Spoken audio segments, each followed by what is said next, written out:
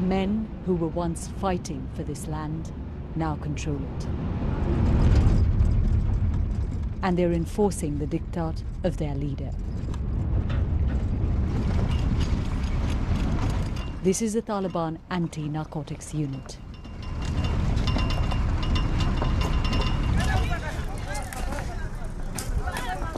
Deep in eastern Afghanistan, they stop when they see a field of poppy. While the men raise it,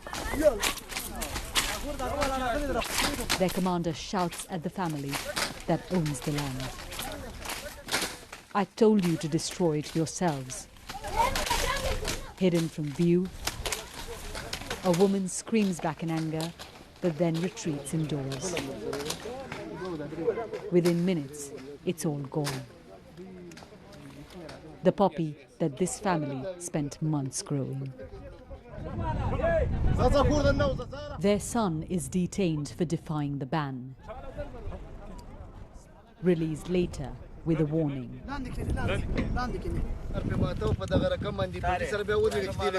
We've been given rare access to the Taliban's campaign to eradicate poppy in Nangarhar province.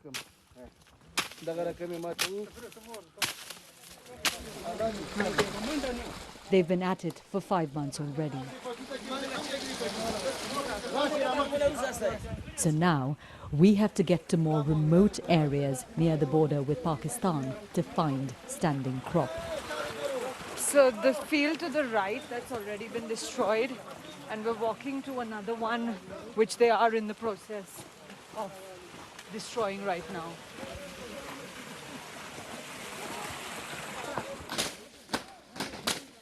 Farmers have been trying to grow poppy hidden away from view, between other crops.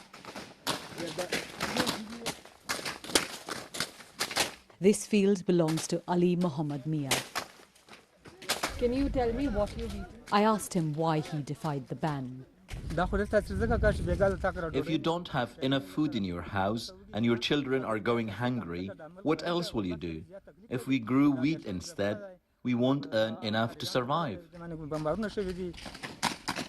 That's the 5th or 6th field that they're destroying since we've been with them, and we've only been here about 25 to 30 minutes. It's quite remarkable the speed at which they get through it. And when they hit those stalks hard, they sometimes come flying in the air. What definitely comes flying is the sap from these buds. That's the opium resin. There's a very pungent smell of it in the air right now. The Taliban go armed and in large numbers. There have been instances of clashes with angry locals. We are implementing the order of our supreme leader. Our allegiance to him is such that if he told my friend to hang me, I would accept and surrender myself.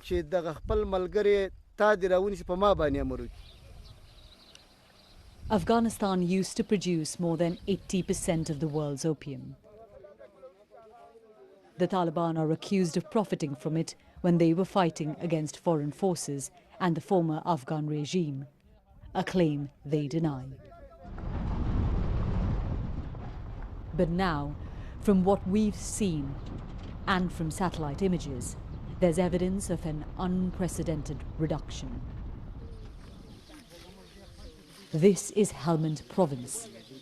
It used to be Afghanistan's opium heartland.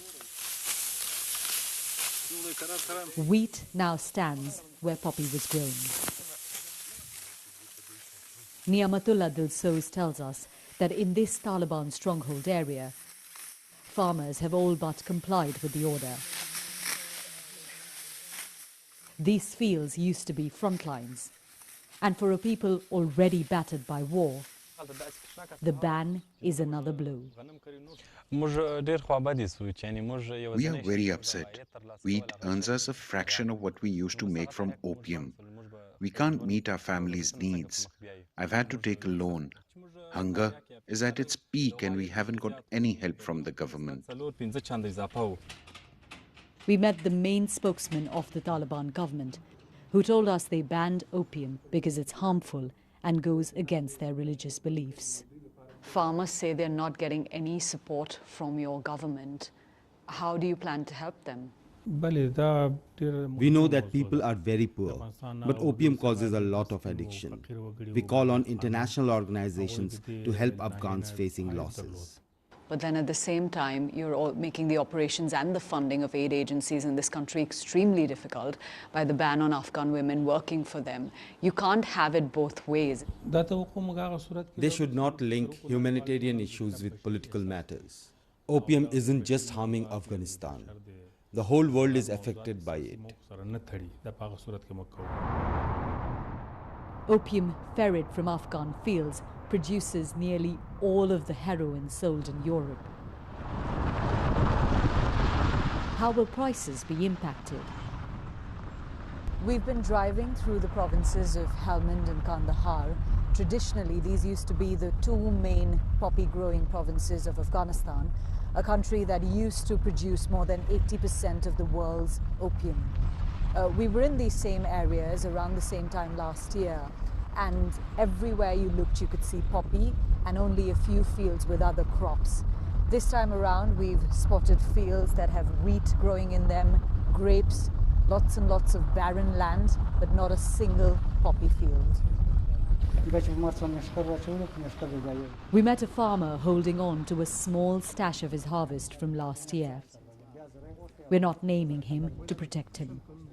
He told us the price of each of these bags is now 5 times what it was before the ban.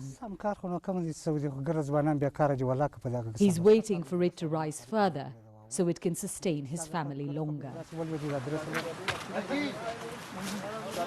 For now, the Taliban appear to have accomplished what no one else could. But there are questions about how long they can sustain it. Yogita Lamai, BBC News, Kandahar.